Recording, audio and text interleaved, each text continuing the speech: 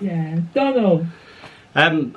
I used to be a sickly child and I'd be off school and I'd be with my mother doing all the housework, and that's when I learned that a woman's work is never done altogether.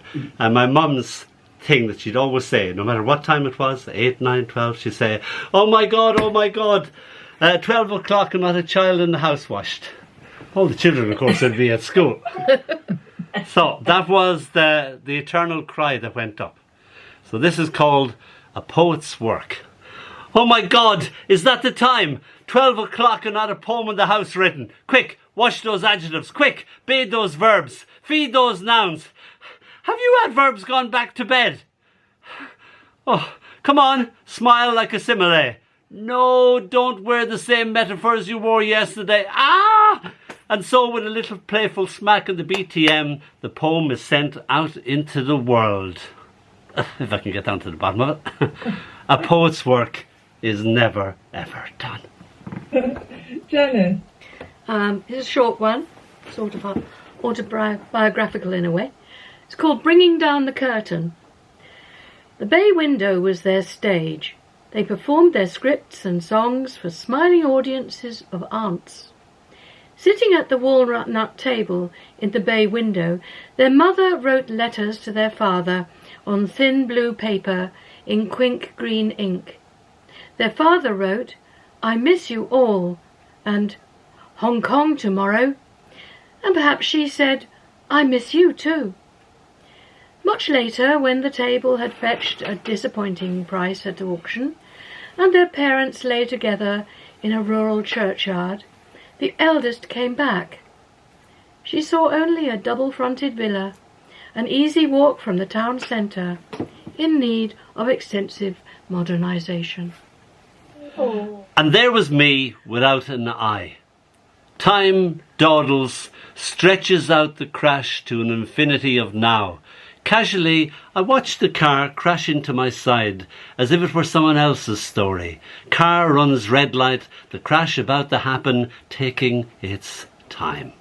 I watched my door buckle, as if an invisible monster wanted to eat its way to me. Time finally stops. I fade to black, karate chopped from luggage in the back. I drink up unconsciousness, thirsty for the oblivion it brings. The world leaves me now, even my thoughts don't even know me. I am no more, a me without an eye. You knocked, Det asked politely? No, just passing through.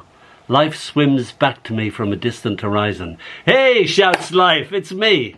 Do I know you, I ask? We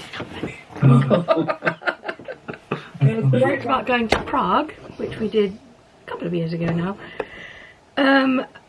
So I'm going to read one I've read at the Torriano years ago before, just after we got back probably, before COVID and all that. And it's called On Karlova. His name is Richard. The owl on Karlova was non-committal. Perched on a nameless wrist, it held stillness in slanted, narrow eyes, beak potent but at rest. Gently it kissed the nose of the man who had named it.